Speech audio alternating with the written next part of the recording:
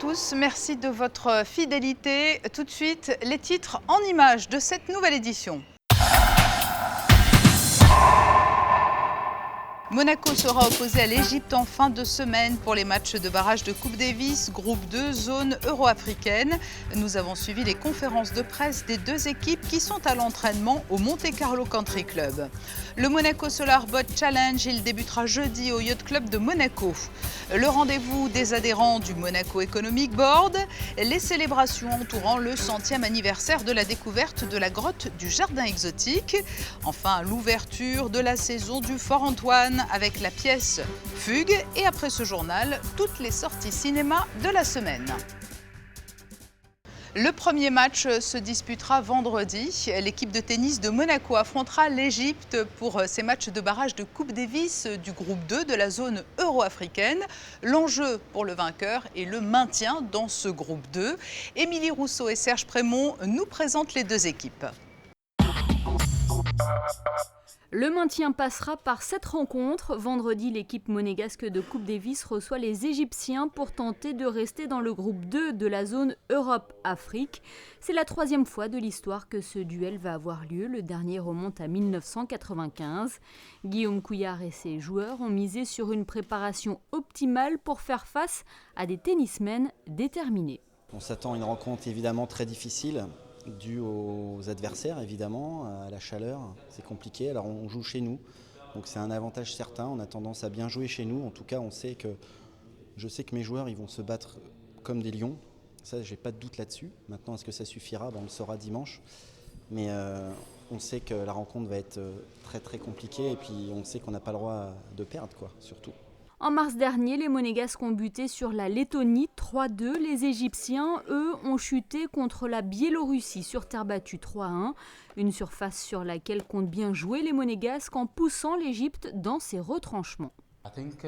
Je pense que ça va être des matchs compliqués. C'est toujours comme ça en Coupe Davis. Il n'y a pas de match facile, uniquement des rencontres serrées. On va essayer de se battre et faire de notre mieux. Le public va sûrement assister à de bons duels et de jolis points. On s'est en quelque sorte bien préparé avant de venir. Maintenant, on espère obtenir la victoire ici et se maintenir dans le groupe 2. La 64e nation au classement de Coupe Davis contre la 79e. Autant vous dire que les barrages seront serrés au Monte Carlo Country Club. Première rencontre ce vendredi dès 11h pour les premiers simples. Une initiative originale au Yacht Club de Monaco, le Monaco Solar Boat Challenge. Il débutera jeudi et se poursuivra jusqu'à samedi. Il s'agit d'une course de bateaux solaires conçue et pilotée pour la grande majorité par des étudiants venus d'universités internationales. Et en marge de cette compétition est également organisé le VRIPAC Challenge. Alors là, cela s'adresse à ceux qui n'auraient pas de bateau solaire. Un kit leur a été distribué pour concevoir leur propre engin. Fabien Bonilla et Olivier Bonello ont suivi l'équipe du lycée technique et hôtelier de Monaco. Ils ont préféré débuter ces vacances estivales en relevant un défi. Ils sont 5 lycéens de seconde dans la section industrielle du lycée technique et hôtelier de Monaco. À leur côté, professeurs et agents techniques du lycée, ils viennent ensemble d'ouvrir le kit fourni par VRIPAC. À l'intérieur, une multitude de petites pièces en bois à assembler, ainsi que tout le système de panneaux solaires. Le Yacht Club de Monaco a mis à leur disposition la salle réservée aux meetings. C'est un challenge pour notre section, pour le lycée, et pour nos élèves qui sont en première ligne dans ce montage. On espère qu'il sera étanche, donc ça nécessite l'utilisation aussi de produits. Donc ça, les élèves vont être confrontés justement à cet aspect-là. Donc c'est tout un intérêt pédagogique par rapport à ça. Et de voir aussi la réalisation finale. Ils sont dans ce projet impliqués du début jusqu'à la fin, jusqu'à l'aspect opérationnel sur l'eau avec son alimentation électrique. Attention les jeunes 85, vas-y. 01 L. 01 C. C. Donc je parle. Vas-y. Alors toi tu mets de la colle. Ouais, j'en mets un comme et après, apparemment la valve elle est à l'intérieur. Tac, tac, tac. Ouais, t'as fait le café? Vous avez compris ce qu'il faut faire? C'est bon, on fait vite celui-là. Déjà c'est pas comme à l'école, c'est-à-dire qu'on est entre amis, on rigole, il y a une bonne ambiance, on n'est pas stressé. Et déjà c'est pour apprendre des choses en plus par rapport au bateau, tout ça. Et puis je pense que ça peut être sympa pour nous de participer à une expérience comme ça. Voilà. En fait, c'est un peu ce qu'on fait dans l'année. Donc comme ça, pendant les vacances, on rigole, on est avec des amis et tout. Donc c'est l'énergie solaire. Après, vendredi, on va l'inaugurer. On va le mettre dans l'eau. Et c'est un peu, donc c'est en rapport avec ce qu'on fait dans le lycée. Et comme ça, on met un peu les compétences qu'on a en œuvre et tout. Il va flotter, à ton avis, à la fin ? J'espère qu'il va flotter. Nous verrons cela. Ils ont jusqu'à vendredi pour construire leur bateau à énergie solaire d'environ 5 mètres. Ils devraient ensuite pouvoir naviguer avec devant le Yacht Club de Monaco. Le Monaco Economic Board vient d'organiser son traditionnel rendez-vous des adhérents de l'été. L'occasion pour son président Michel Dotta de détailler les événements importants à venir pour le MEB. Alexandra Pani, Alexandra Paolini et Louis Borgia nous en disent plus. Ils étaient près de 200 adhérents à avoir répondu présents à ce rendez-vous estival. Une occasion pour eux d'entretenir ce réseau essentiel au développement de leur business en principauté et à l'étranger. Nous sommes adhérents depuis plusieurs années. Il est très intéressant pour nous de pouvoir rencontrer des chefs d'entreprise ou des représentants d'entités qui font Monaco et voir un petit peu comment nous pouvons collaborer, notamment pour la promotion de Monaco à l'étranger. Et c'est pour cela que nous avons été très fiers de pouvoir participer à un film promotionnel que le MEB a choisi de créer avec comme fil conducteur l'Orchestre Philharmonique. Donc c'est un film, je crois, qui représente bien la principauté et que l'orchestre soit le lien entre toute l'activité économique de Monaco, c'est quelque chose qui pour nous est très bien. Je viens régulièrement avec grand plaisir. Depuis de nombreuses années, puisque le groupe Télis, on a quand même 3 entreprises et c'est le moyen pour nous de nous rencontrer avec l'ensemble des dirigeants et des sociétés avec lesquelles nous travaillons en permanence sur la principauté. Voilà, et ces moments-là sont vraiment très sympathiques, très efficaces, avec un bon timing, bien géré, bien orchestré, donc oui, c'est avec grand plaisir que j'y viens. Son président Michel Dotta a également profité de cette occasion pour revenir sur l'actualité du Monaco Economic Board. Cette fois-ci, on va parler plus particulièrement de nos projets pour le deuxième semestre de l'année, donc avec deux grandes missions économiques vers l'Est. Donc la première à Moscou, dans le cadre que vous connaissez de Monaco à Moscou pendant une semaine. Donc, nous accompagnons, l'ensemble de Monaco. On nous a demandé d'organiser 48 heures d'économie, un petit peu comme le forum économique que nous avions organisé à Monaco. Donc nous allons suivre. Et puis ensuite, nous allons en novembre, début novembre, vers Bakou, en Azerbaïdjan. Nous avons d'excellents contacts et vous savez que nous travaillons toujours en fonction des contacts que nous avons à l'étranger. Prochain rendez-vous en principauté pour les adhérents, un déjeuner-conférence le 20 septembre prochain, animé par Ludovic Subran, chef économiste chez Euler Hermès, autour du thème « De la Russie à l'Iran, une diagonale à redécouvrir ». Une conférence qui permettra notamment de préparer le prochain déplacement de la mission économique à Bakou, en Azerbaïdjan. L'année 2016 marque le centenaire des premières fouilles dans la grotte de l'Observatoire au Jardin exotique. Pour commémorer cet événement, un timbre spécial vient d'être émis. Les explications de Sandrine Nègre.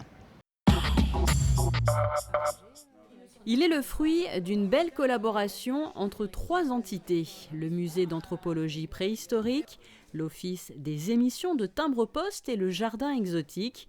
Ce timbre rappelle les découvertes archéologiques faites lors de travaux d'aménagement au début du siècle dernier sur le site qui allait devenir le jardin exotique.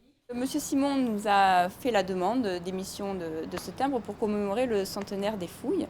Il nous a adressé un courrier que nous avons soumis à l'approbation du prince souverain, puisque c'est le prince qui approuve tous les sujets d'émission philatélique. Le sujet a été retenu, puisqu'il correspond bien aux critères retenus par la commission philatélique, à savoir un lien fort avec la principauté et un anniversaire symbolique.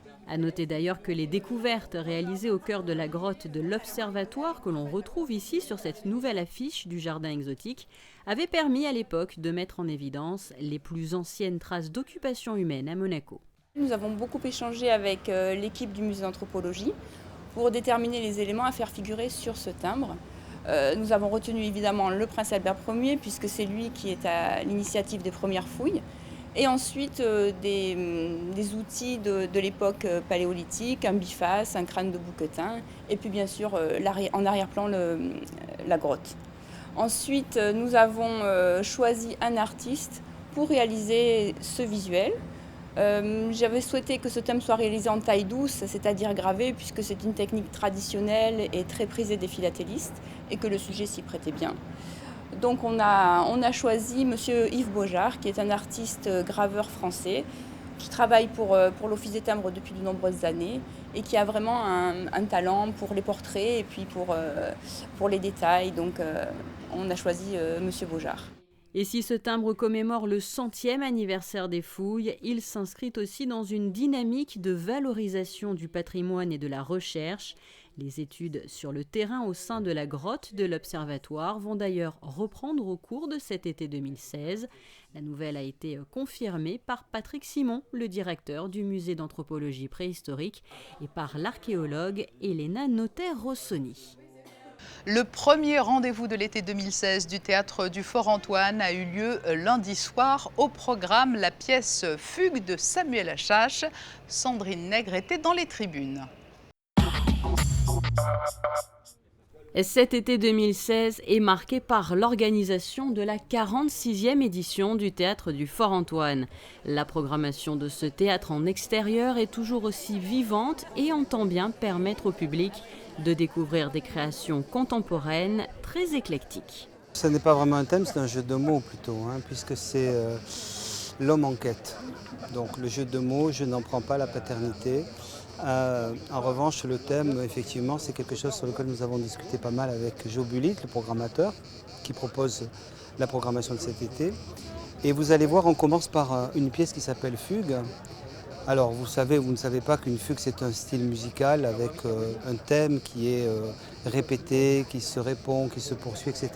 C'est un peu la problématique, le pari qu'on fait cette année au Fort-Antoine, d'avoir une idée comme ça qui va suivre les différents spectacles plutôt qu'une idée qui rassemble des titres de spectacle. C'est vrai que c'est une programmation d'extérieur qui bénéficie d'un certain nombre d'aménagements. Donc on est dans un théâtre antique en quelque sorte, puisqu'on a suppléé par la technique aux faiblesses de la construction contemporaine, mais on a un théâtre de plein air qui fonctionne un peu comme un théâtre intérieur. Venez, allez, levez-le. Allez, on rentre, venez. Venez par ici, allez, venez. Noël, pressez, venez. Posez-le là. Allez, venez, Noël, pressez. Voilà, regarde, excellent Noël.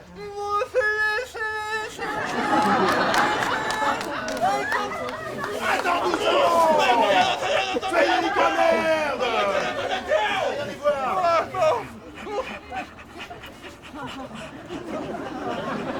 Et 6 compagnies vont ainsi se succéder jusqu'au 15 août. 6 compagnies à l'image de la Vie Brève qui présentait Fugue, qui inaugurait en quelque sorte cette nouvelle édition.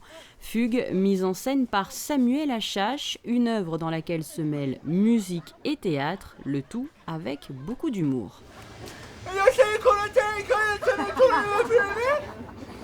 Comment?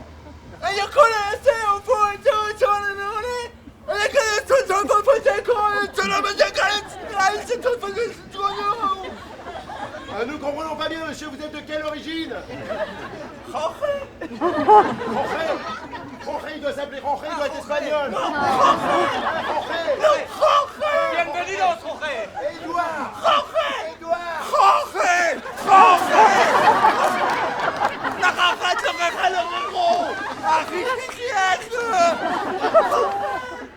On est tous auteurs du spectacle, les acteurs sont auteurs de ce spectacle.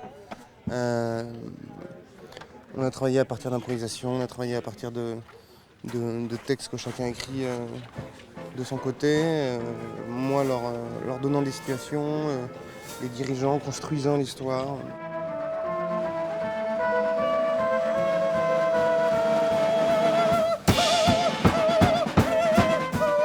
Il y en a beaucoup qui sont à la base musiciens avant d'être acteurs, d'autres acteurs qui sont musiciens ensuite. Et on a toujours travaillé communément de faire en sorte que la musique et le théâtre fassent action simultanément, qu'il n'y ait pas quelque chose qui soit a priori plus drôle que d'autres. Je trouve que c'est pas très délicat. Je trouve formidable que tu t'en ailles, mais je trouve qu'il y a la manière de le faire. Et de me placer comme ça au bord du ravin avec une brusque question métaphysique. Elle est où la sortie ?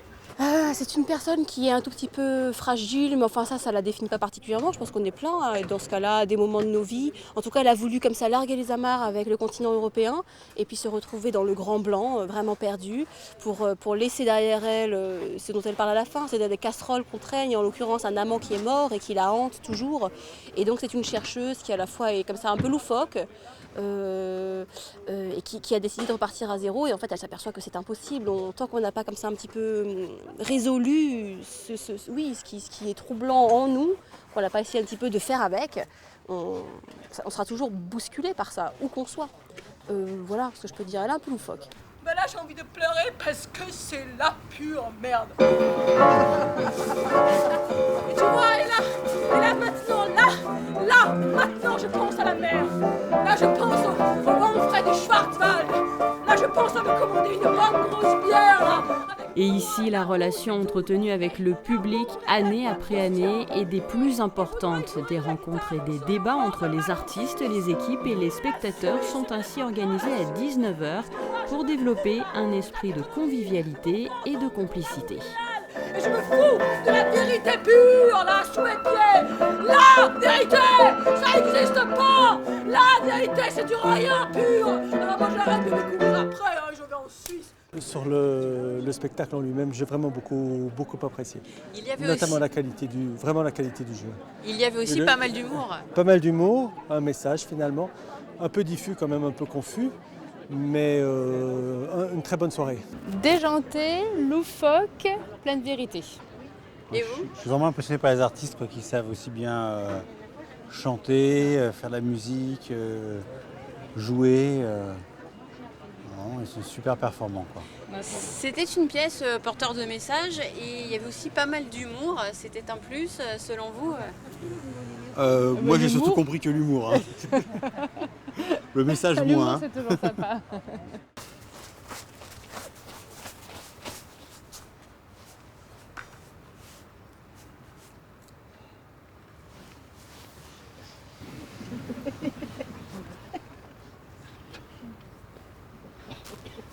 S'il vous plaît. Bon.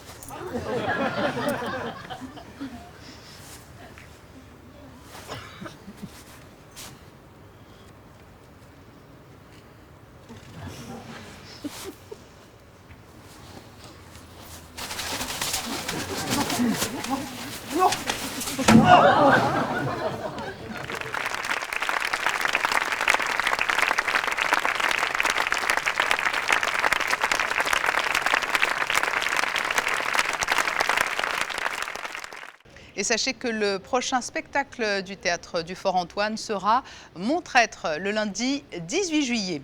Tout de suite, l'actualité en bref. Après le Fort Antoine, une autre idée de sortie culturelle estivale, le nouveau Musée national de Monaco poursuit son cycle de lecture dans les jardins des villas Paloma et Saubert. Le jeudi 21 juillet, notez-le, Jean-Pascal Flavien lira des extraits des livres « Écrire et les lieux » de Marguerite Duras. Ce journal touche à sa fin, nous allons donc découvrir les cartes météorologiques. Découvrez la météo avec Eclectic, Galerie, Interior Design, Art and Gifts. Mercredi, le ciel sera dégagé par un vent irrégulier et temporairement assez fort, température élevée, supérieure au normal. Jeudi, davantage de soleil le matin que l'après-midi, légère tendance orageuse provisoire en fin de journée, temps modérément chaud. Vendredi, risque d'une averse orageuse dans la nuit, temps ensoleillé et chaud dans la journée. Enfin samedi, ciel bleu, rares nuages et une chaleur de plein été, des températures comprises entre 25 degrés le matin et 29 degrés l'après-midi. Vous avez découvert la météo avec Eclectic, Galerie, Interior Design, Art and Gifts. Dans un instant, la suite des programmes sur Monaco Info. À très bientôt.